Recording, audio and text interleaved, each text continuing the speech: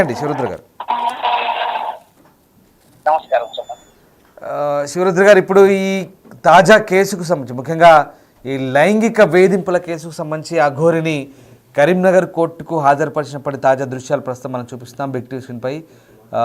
ఏంటి ఈ కేసు నేపథ్యం అయితే చాలా తెలిసిందే. ఒక అమ్మాయిని లైంగిక వేధింపుల కేసు, ముఖ్యంగా పెళ్లి చేసుకుంటానని చెప్పి లైంగికంగా వేధించాడు. అలాగే అమ్మాయి దగ్గర కూడా కొన్ని డబ్బులు తీసుకున్నాడంటే ఆమె ఆరోపించింది. రకరకాల సెక్షన్లు, దాదాపు 4 సెక్షన్ల కింద కేసులు పెట్టిన పరిస్థితి.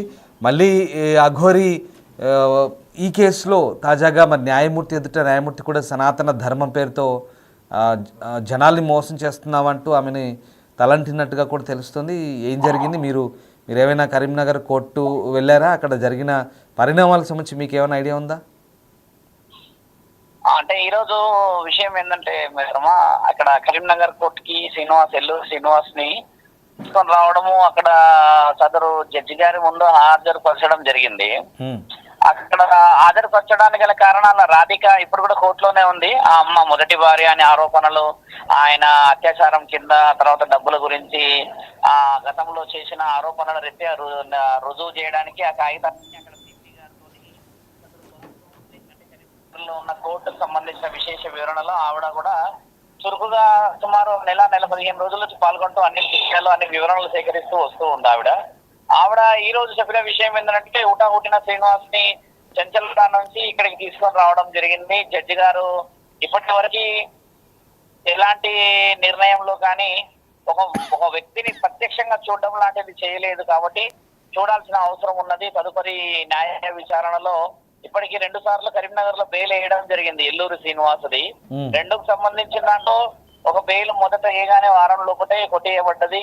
తర్వాత మళ్ళీ 8వ తారీఖు రోజు ఒక బెయిల్ పిటిషన్ మాట్లాడితే అది కూడా ఈ రోజు వాళ్ళు కొట్టేసేసి అక్కడ ఉన్న సదరు జడ్జి గారు మళ్ళీ 14 రోజుల రిమైండ్ కి డిస్కషన్ ఇచ్చారనేది రాధిక ఆ మొదటి భార్యకు సంబంధించిన విషయాలు ఆవిడ చెప్పడం జరిగింది. ఆమె తర్వాత సనాతన ధర్మ కార్యక్రమాల నిమిత్తం అఘోర అఖాడా నుంచి ఏదైతే మనం అధికారికంగా ఒక ఉత్తరాన్ని, ఒక లేఖని మనందరం పొందపరిచాము. అంటే 3 నెలల క్రితము ఎల్లూరు శ్రీనివాసు తర్వాత వర్షినికి సంబంధించిన విశేష వివరణలు ఆడవాళ్ళని ఈ విధముగా యోని పూజలు అంటూ కానీ ఇంకేదైనా అధర్మ కార్యక్రమాలు తాళి కట్టుకుంటూ పోతూ ఉంటే దాని పేరు అఘోరాలని, బ్రహ్మ విష్ణు పరమేశ్వరులని కొన్ని విశేషాలు అంటూ ఉన్నాడన్న కాగితాలన్నీ సదరు న్యాయమూర్తి అంటే జడ్జి గారు న్యాయవాదుల సమక్షంలో ఇక్కడ రాధిక అనే అమ్మాయి నుంచి పబ్లిక్ ప్రాసిక్యూటర్ గారు మాట్లాడటం జరిగిందంట. వాదోపవాదాల మధ్యలో ఆయన గారికి సంబంధించి ఒక లాయర్ కూడా వచ్చారు అన్న మాట కరీంనగర్ లో ఈ రోజు ఆవిడ మనకి విశేషంగా చెప్పారు.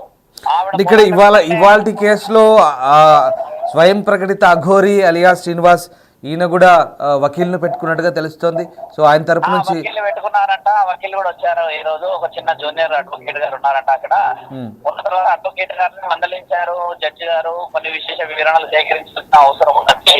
ఇది ఏ విధంగా న్యాయ నిర్ణయాన్ని తీసుకుంటూ వస్తున్నారు. ఆడపిల్లలకి తాళి కట్టిన విషయం ఒకటి, సనాతన ధర్మం పేరు చెప్తూ అఘోరా కాదు ఈయన ఎలాంటి సాధువుడు కాదు రుజువు పెట్టిన కాగితాలు ఒకటి, తర్వాత కొమరవెల్లిలో ఒక అతని మీద కత్తితో దాడి చేసింది ఒకటి, బాబాసాహెబ్ అంబేద్కర్ గారిని దూషించిన కాగితాల సేకరణ ఒకటి, తర్వాత అర్ధనారీశ్వర్లో అంటే ఎవరైతే ఉన్నారో వీళ్ళందరూ ట్రాన్స్జెండర్స్ షాంపీర్పేటలో పెట్టిన కేసే కానీ, ఆ తర్వాత మళ్ళీ వేములవాడ లోకల్లో పెట్టిన కేసే కానీ, కొత్తపల్లిలో పెట్టిన కేసే కానీ, ఇన్ని కేసుల్లో అన్ని విచారణ జరుగుతూ ఉంది.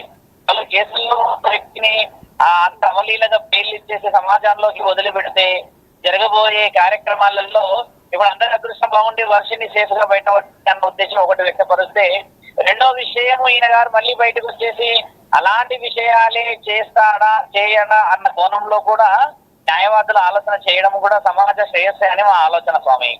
రైట్. ఇప్పుడు శివరుద్ర గారు మనం తాజా దృశ్యాలు చూస్తున్నాం. హర్షిని అఘోరి పూర్తిగా గెటప్ మార్చినట్టుగా కనబడుతోంది. రెడ్ శారీతో అఘోరి కనబడుతున్న దృశ్యాలు మనకు కనబడుతున్నాయి. మీరు చూసారా ఆ గెటప్? చూసారా తాజా గెటప్? అది ఎవరిది అఘోరి తాజా గెటప్ చూసారా? ఎర్ర చీరతో కోర్టుకు హాజరైన శ్రీనివాస్.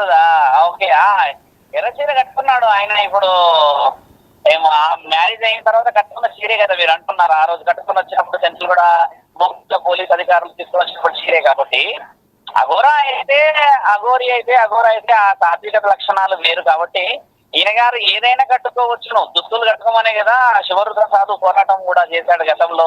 ఇప్పుడు ఎర్రది కట్టుకున్నాడు, నల్లది కట్టుకున్నాడు అంటే ఆయన దుస్తులు శరీరానికి కప్పుకోవడం చేత ఆడబిడ్డలకి సమాజ శ్రేయస్సు కోసం అని చెప్పేసి మేము మొదటి నుంచి వాదనలకు వచ్చాము కదా స్వామి. ఆ విషయంలో ఆయన గారు ముందుకు రావడం, దుస్తులు వేసుకోవడం కూడా ఒక గౌరవం అని శ్రీనివాసుడు చెప్తుంది కూడా ఏంటంటే, గౌరవాన్ని కాపాడుకొని సనాతన ధర్మాన్ని కాపాడుకొని నీ వంతుగా నీవు ధర్మం వైపు నిలబడాలని మేము ఈ ప్రయత్నంలో ముందుకు వచ్చాము. ఏదో కుదరదు, నేను ఏది పడితే చేస్తా, చేస్తా, ఏది నాలుగు వదిలేసేసి మాట్లాడేసేస్తా, దాని పేరు సనాతన ధర్మం అని అనేస్తే ఒప్పుకోమని చెప్పే కదా గతంలో నేను కానీ ఆజాద్ గారు కానీ మీడియా ఛానళ్లలో మీరు సోదరులందరూ కలిసి మీ మీడియా మిత్రులందరూ కలిసే కదా న్యాయ నిర్ణయానికి మహిళా కమిషనర్ గారి దగ్గర దాకా మనం వెళ్ళాము. ఏరెల్లా శారదా మేడం దాకా అమ్మగారి దాకా ఎందుకు వెళ్ళామంటే న్యాయ విచారణ మనకు చాలా అవసరం ఉన్నదనే అక్కడి దాకా పోవాల్సిన పరిస్థితి ఏర్పడింది కదా మిత్రమా. వీటన్నిటిలోనూ మనం గెలుచుకుంటూ వచ్చాము. ఎక్కడ కూడా మనము అన్వాంటెడ్ సస్పెక్టెడ్ గా లేము. Every documented is proven and every document is authenticated. Genuinely we are fighting. ఒక సనాతన ధర్మ కార్యక్రమాలలో ఒక ఆడబిడ్డకి తాళి కట్టేసేసి మళ్ళీ ఇంకొక ఆడబిడ్డని తీసుకెళ్లిపోయి ఆ తల్లిదండ్రులను ఇబ్బంది పెట్టేసేసి ఏడికేటి ఆడి చూసుకుంటానని ఇలాంటి కొన్ని అవాంఛనీయంగా సమాజానికి ఉపయోగపడే విధంగా లేవు.